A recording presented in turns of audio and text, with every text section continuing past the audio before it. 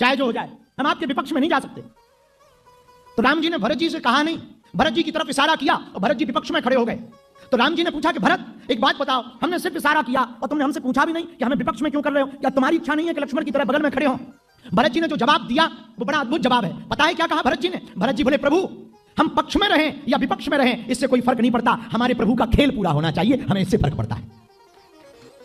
ये है भरत, ये है भरत का चरित्र, भरत जैसा चरित्र। इसलिए मेरे पागलो, हम ये बात अगर आज की कथा में बोले तो अतिशयोक्ति नहीं। भारत अगर भारत है तो भरत के प्रेम के कारण भारत है। ये एक तो एक भारत का नाम भी भरत के नाम से ही पड़ा, लेकिन वो दूसरे भरत, ये दूसरे भरत। वो भरत जो थे वो सिंहों, बचपन में ही सिंह के दांत गिन लेते थे, कितने वीर थे। पर भारत अगर भारत है तो भरत के कारण भारत है। और मेरे पागलो, भाई जैसा प्रेम देखना तो भरत का देखना। राम जी के विरोध में खड़े हो गए भरत जी, और पता है भरत जी ने क्या कहा? बोले, प्रभु हमें पक्ष या विपक्ष से कोई मतलब नहीं, तुम्हारे खेल से मतलब है, लेकिन एक जो हमें फायदा है वो लक्ष्मण को भी नहीं। राम जी बोले, क्या? भरत जी हाथ जोड़ के बोले, सरकार लक्ष्मण जी बगल में खड़े, वो तुम्हारी साइड को देख पा रहे हैं, हम सामने खड़े आपके पूरे स्वरूप के दर्शन कर पा रहे हैं। अब इससे बेहतर विपक्ष में क्या होगा जिसे आपके दर्शन हो गए, आपके हमें संपूर्ण दर्शन हो रहे हैं, ऐसे किसी को दर्शन नहीं हो रहे हैं, इसलिए हमें आपका विपक्ष में रहना ठीक है।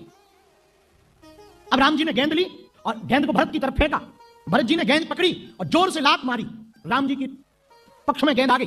और राम जी के पक्ष में जैसी गेंद आई तो लक्ष्मण जी बोले, आप भी मारो। राम जी बोले, नहीं नहीं, अब भरत ने इतनी जोर से मेहनत की है, अब अपनी तरफ से भी गेंद को फेंकना नहीं चाहिए। राम जी ने गेंद उठाई और सीने से लगा ली, और जैसे ही सीने से लगाई तो राम जी ने कहा कि भरत एक बात बताओ, क्या तुम खेल में जीतना चाहते हो इसलिए इतनी जोर से गेंद को मारा?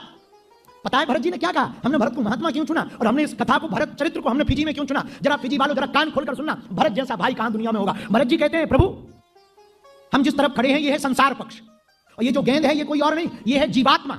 आप हो परमात्मा, गेंद है जीवात्मा। जीवात्मा अगर हमारी पाली में रहेगी तो लातें ही खाती रहेगी, अगर तुम्हारी पाली में चली जाएगी तो जीवात्मा का उद्धार हो जाएगा।